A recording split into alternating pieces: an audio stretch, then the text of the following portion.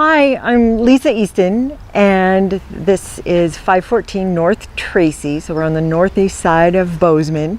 My husband and I moved here almost 4 years ago, and we bought this old bungalow, and we did a gut remodel, meaning we took everything down to the studs, and then we worked with the city of Bozeman to get approved for changes that we made to the exterior of the house. And we had to get the okay from the historical authority in Bozeman so that the changes were approved, because this is a little historic district. It's called the North Tracy Historic District. So my background is in art, fine art, and art education, and I taught for 14 years. And I taught sculpture, which was my favorite thing to teach. And during that time, I learned how to weld, and I taught some welding in my classes at Great Falls High School. And then I just found that I had a real love for the practice of welding and fabrication. So all the things that we have built at this house, the functional items, are a result of that interest of mine.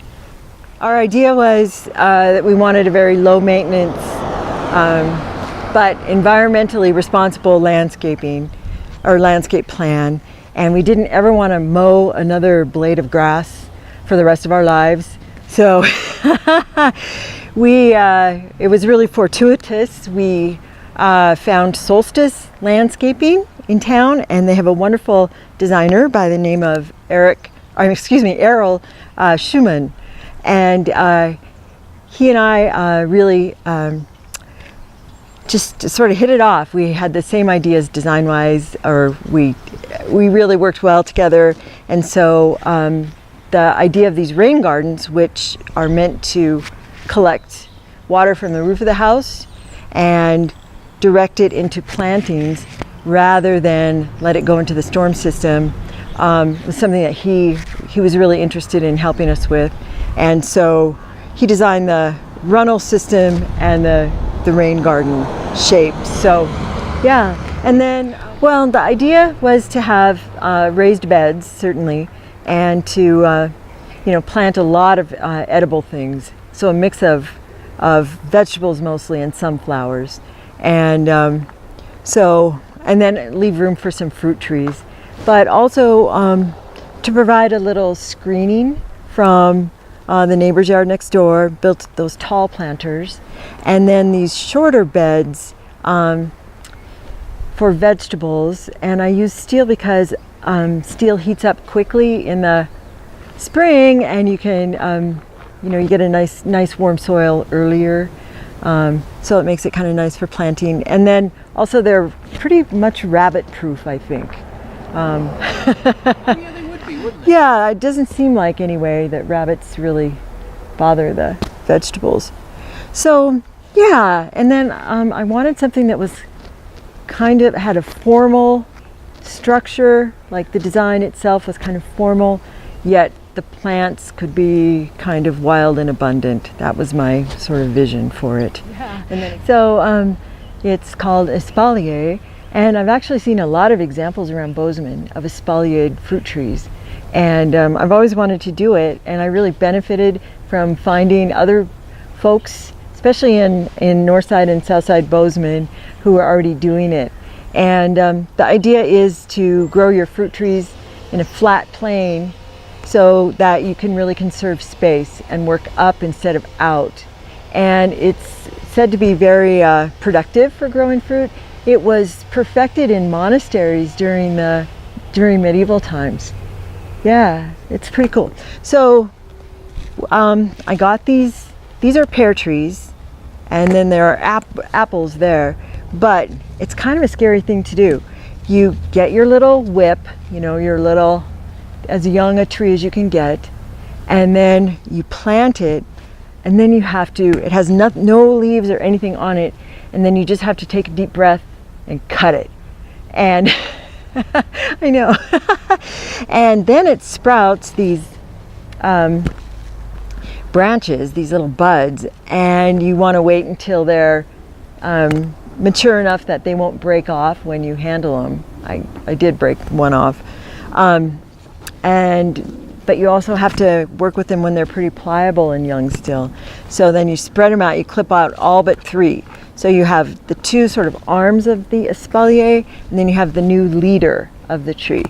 And so these trees will go dormant this fall, and then next spring, before they break dormancy, I'll clip them about a foot above this cable, and then the process will start again. It seems like plums do really well in northeast Bozeman. I think we have a nice little microclimate here that maybe is good for raising fruit trees, so certain fruit trees. So I'm looking forward to lots of plum desserts and some plum leather and other goodies from the plum trees. Well, this is a combination of fennel. I love cooking with it, and then celeriac. I kind of overdid it on the celeriac. If you've never had it, it's a really good bulbing, like a root vegetable that tastes a lot like celery, but it's like a tuber, and it has a dense texture. It's wonderful in soups and stews, and it stores well, so it's a fun crop to grow for winter storage. Wanted to have some grasses because they're tall and they provide a little bit of screening or privacy with the neighbors, and in these tall beds, so it's a nice linear element in the garden. And this is a feather reed grass. The variety is Overdam, it's called. And these are 2-year-old plants. I think they'll get a little taller than this. But you know how grasses provide movement and interest all year round. So that's why they're appealing to me. Yeah, so these are a variety of Italian shelling beans called borlato. And I could mention that I get most of my seeds from Johnny's Seeds from Maine, and I believe these came from them. And they're a shelling bean, so I think we'll have some for dinner tonight. They're ripe, and you can eat them fresh, or I can let some of them dry, and then of course just cook them like you do any dried bean. But they're similar to a cannellini bean, the Italian white bean, or maybe even a Great Northern bean. Yeah, but it's nice to have them fresh because they taste delicious. Yeah, right. So this is, it's actually a Johnny's introduction from a few years ago called Sunshine Squash, and it's a Japanese kabocha squash, and it's got a real dense texture.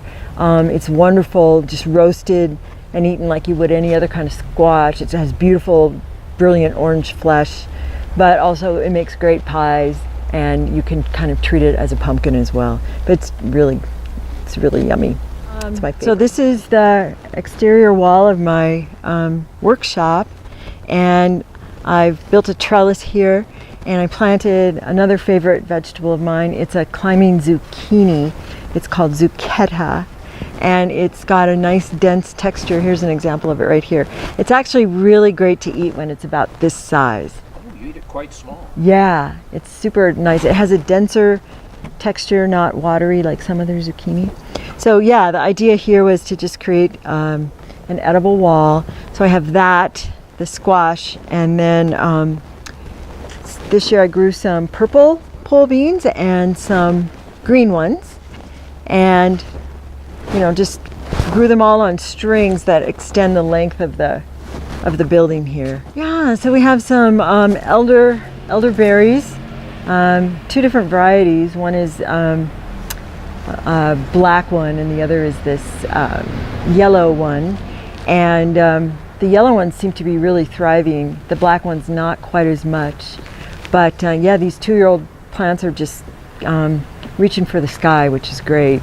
And then down here, some Nanking cherries. And I got these from Reese Creek Tree Nursery.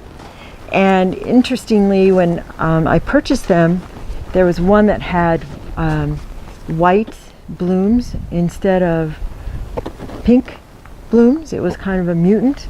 And this year I got fruit from it for the first time.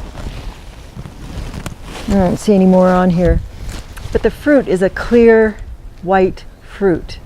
My. Yeah, as opposed to the bright red Nanking that looks like that. So is that like a pie cherry? It's like a tart pie cherry. Once you eat one, you can taste it. But yeah, they're tart. Yeah, so these are service berries, and it's, you know, an ornamental species, but it's native. Also, you see service berries all around the mountains around Bozeman. In the fall, it gets a really brilliant color, and it also produces a little berry that birds love. Sometimes they're called June berries, I believe, and some people call them sarvis berries.